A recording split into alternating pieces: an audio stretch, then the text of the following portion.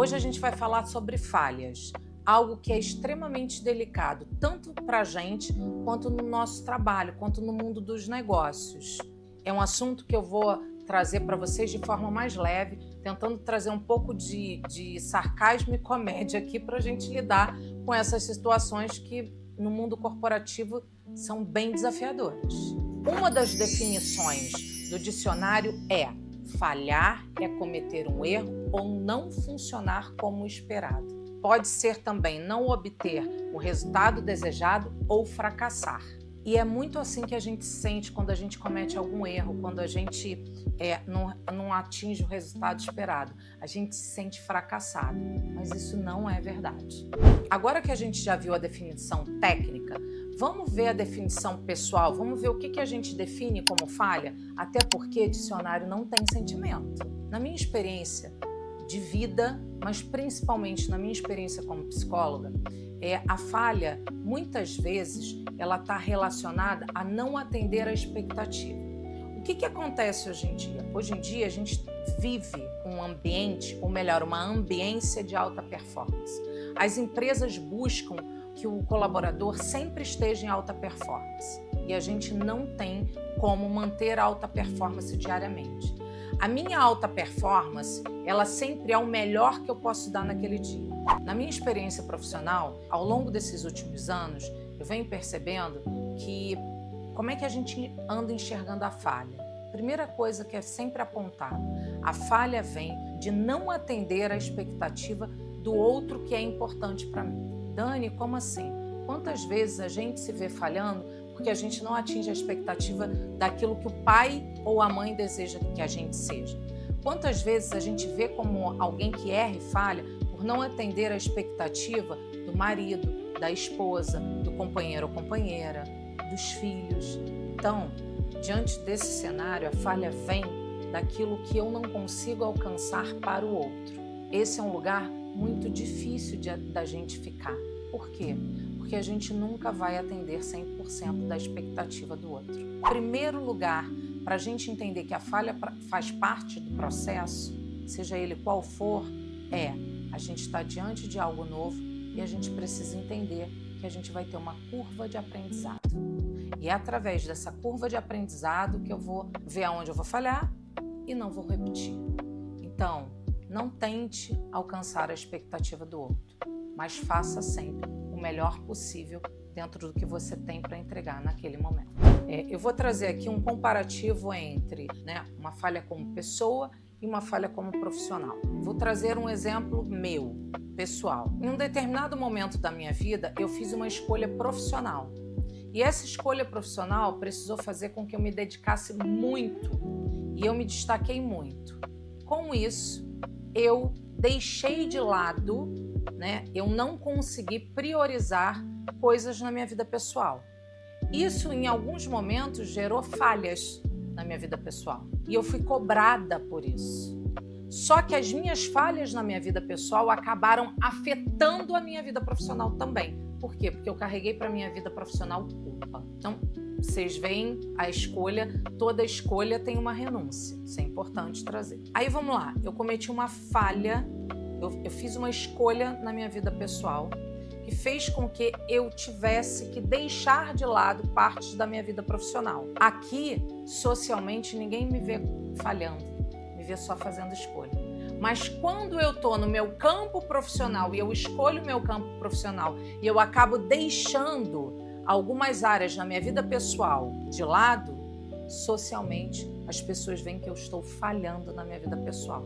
Como mulher, quando eu escolho fazer a minha vida profissional acontecer, quando eu escolho a minha vida profissional, socialmente, automaticamente eu estou falhando na minha vida pessoal. Porque eu não vou estar presente tanto na vida dos meus filhos, porque eu não vou estar presente tanto na vida da minha casa, da rotina da minha casa, porque talvez eu não possa participar de todos os eventos que o meu companheiro ou companheira tem fora, porque eu vou estar nas minhas atividades profissionais, e isso socialmente é uma falha. Será que é uma falha mesmo? Ou é só uma escolha? É um ponto para a gente pensar. Quando eu tenho uma falha na minha vida profissional, na maioria das vezes essa falha afeta o campo financeiro. Porque uma grande falha na vida profissional faz com que você deixe de ganhar uma promoção, faz com que você deixe de ganhar uma variável, faz com que você deixe de ganhar aumento ou pode fazer com que você seja demitido de uma empresa. Qualquer uma dessas opções vai gerar um desgaste emocional. Esse desgaste emocional vai para a minha vida pessoal. Não tem como não ir. Eu vou estar mais triste, eu vou estar mais irritado. Isso tudo pode me levar a níveis elevados de estresse. Isso tudo pode me levar à depressão, a crises de ansiedade ou a um transtorno de ansiedade. Então, esse lugar de falha é um lugar que a gente precisa analisar e amparar muito bem, principalmente dentro das empresas, para que a gente não cause um prejuízo para essas empresas. Com isso, a gente pode perceber a importância de um ambiente seguro, onde o colaborador possa ser amparado, onde a empresa possa corrigir os erros e fazer com que nada chegue ao extremo dos riscos. Depois que a gente falha, tem milhões de sentimentos que vão aparecer. Insuficiência, culpa, se sentir não adequado. Como é que a gente vai lidar com isso? Primeiro, é importante que a gente encare e abrace. Eu sei que é horrível. Não tem aquele negócio, vamos abraçar uma árvore? Abraça a tristeza nesse momento. Você vai precisar viver o famoso luto. Todo erro dá pra gente um sentimento de luto. A gente fica enlutado. Por quê? Porque quando a gente falha, o primeiro momento que a gente tem é a raiva.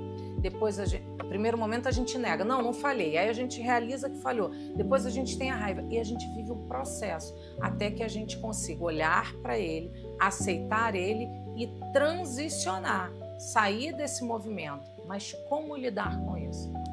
Abrace realmente a tristeza. Entenda que ela está ali para te fazer aprender.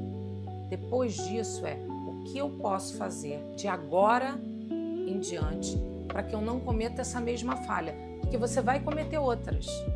Mas como eu posso ter mais cuidado, como eu posso cuidar melhor dos meus passos para que isso não aconteça novamente? Por que a gente tem tanto medo de falhar?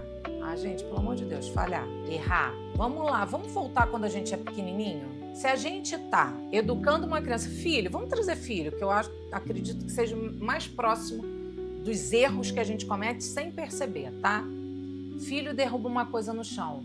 Hoje a gente tem cuidado, mas na minha época, não acredito, você derrubar, aquelas coisas todas.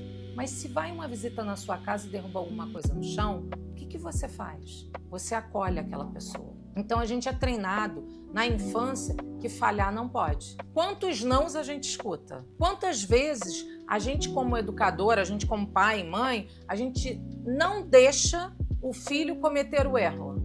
Por quê? Porque ele vai sofrer. Não, a gente vai mitigar o erro que a gente vai permitir ele cometer. Mas é necessário que ele cometa. Por que isso? Porque errar faz parte da curva de aprendizado. Ela é importante para registro de memória. Ela é importante para o amadurecimento desse sujeito. Como é que é isso dentro do ambiente corporativo? A gente precisa entender. Errar vai fazer parte do ambiente corporativo, sim. Por quê? Porque a gente está falando de humano. O que a gente pode, dentro de empresa, é criar processos que reduzam erros que são cruciais para o negócio. Então, vou dar um exemplo de uma fábrica. Dá para dentro de uma fábrica a gente não ter todas as medidas de segurança em termos de manuseio de máquinas para que quando aconteça um erro não tenha uma mão decapitada? Óbvio que tem. Gente, essa é a verdade. A gente dentro de uma cozinha industrial, a gente faz tudo que é possível para evitar que caia um pedacinho do nosso cabelo na comida. Mas quem aqui já foi no restaurante e recebeu uma comida que tinha um cabelinho, gente? Já acontece. Esse erro é o esperado em hipótese nenhuma, até por conta da vigilância sanitária, pelo amor de Deus. Mas pode acontecer? Pode. Deve acontecer? Não. Então, errar é algo que faz parte do processo, mas é errar uma vez, nunca se manter no erro. Errar é um aprendizado, mas não pode fazer parte contínua do processo. Por que errar dá a sensação de vergonha? Porque você não está atingindo o objetivo final naquele momento, que é a expectativa do outro. Vamos lá, ambiente de trabalho. o ambiente de trabalho, vou trazer uma coisa assim cômica que aconteceu. Eu estava numa determinada empresa e começou a ter um cheiro péssimo na empresa. E corre de um lado e corre do outro. Será que vazou a fossa? Foi uma confusão. De repente, eu abro o quartinho onde tá os armários dos funcionários. E ali tinha um tênis. E este bendito tênis, fedia a fossa. Gente, primeiro, por que aquele ser humano de luz tirou o tênis? Se ele trabalha com tênis e ele estava no trabalho. Ele estava no horário de almoço. Tudo bem. Eu vi o tênis, vi de onde vinha o odor desagradável, vi de quem era e eu fui até o colaborador. Falei, fulaninho, deixa eu te explicar uma coisa. Você tirou o tênis, né? Porque você queria ficar mais à vontade no seu horário de almoço. O problema é que o tênis estava com odor de gato molhado. E a pessoa ficou muito sem graça. Eu falei, não é para você ficar sem graça. Todos nós temos o famoso chulé. A gente vai cuidar desse chulé. Então eu já comprei um famoso pozinho, que eu não vou dizer o nome, porque eu não vou fazer propaganda. Você vai botar no tênis. Eu já pedi para abrir o local onde estava, para circular o ar, para tirar. Mas assim, é importante que tenha cuidado. Esse colaborador, ele ficou com uma vergonha. Só que eu fiz com cuidado. Eu fui até ele, sem ninguém ver. Chamei esse colaborador no canto. Falei com ele e ainda brinquei. Eu também tenho chulé. A diferença entre eu e você é que eu sou esperta e não tiro o sapato no trabalho. E ele riu. É óbvio que ele ficou com vergonha, porque aquilo ali fala, talvez, represente que ele não se cuida, represente que ele não lava o tênis, representa um monte de coisa. E essa representação está em cima da expectativa do outro. Ele não atendeu a expectativa do outro. Então, a gente precisa olhar para esse lugar. Cometer erros dentro de um ambiente corporativo significa você não estar adequado àquele mundo. Significa você não ter cumprido a cartilha 100%, seja ou de bater uma meta ou de um comportamento adequado para o lugar. Então, tem que ter um pouco de cuidado e manejo em quem vai corrigir quando um erro acontece dentro do mundo corporativo. A gente, quando fala de erros, eu gosto muito de trazer... Quando a gente fala... A gente falha aqui, ó. Eu sou o exemplo. Aproveitando que a gente está O teu erro não te define. Aproveitando que estamos falando de falhas e erros, consegui, gente. Eu tô aqui, ó, tem 40 minutos para falar essas 3 falhas. Aproveitando que estamos trazendo e falando sobre falhas, sobre erros, vou trazer um exemplo. Vou já deixar claro, tá? Não sei se os números são os mais corretos, não tem essa fonte numérica, mas vou trazer aqui. Vou trazer um exemplo de uma mente brilhante, porque elas também falham. Thomas Edison foi quem inventou a primeira lâmpada incandescente. Foi quem inventou a primeira lâmpada comercializada, tá? E quando ele foi apresentar o invento, né, a descoberta, foi feita uma coletiva de imprensa. Toda coletiva de imprensa tem sempre um repórter que vai para lá para implicar com o sujeito que está apresentando alguma coisa lá, né? E óbvio que isso independe do tempo, da linha do tempo da história. Então, Thomas Edison enfrentou isso. E quando ele começou a apresentar um invento, né, a descoberta, um repórter virou e falou para ele assim: mas você errou 1.800 e poucas vezes. Nesse momento, ele foi sábio o suficiente para virar para esse repórter e falar assim: eu não errei 1.800 e poucas vezes. Eu tentei 1.800 e poucas vezes para entender que não tinha o resultado que eu desejava, até chegar em 1.800 e que é o resultado da lâmpada. Então, esse caminho foi necessário para que o resultado assertivo chegasse. Gente, isso é a maior prova de que o fazer tem a tentativa, o erro e o acerto. Esse é o processo. Agora, eu vou trazer para vocês um pouquinho para a gente entender como é que essa questão de falhas e como a empresa precisa se comportar para que isso seja sustentável. Uma empresa que tem líderes treinados, líderes desenvolvidos, ela já começa na vantagem. sobre as outras empresas. Uma empresa que tem processos claros, uma empresa que tem lugar onde o colaborador se sinta seguro para falar sobre o que está acontecendo, que em alguns momentos a empresa não está vendo, ela já tem 80% do caminho pronto para enfrentar essa normativa da NR1, com os riscos psicossociais.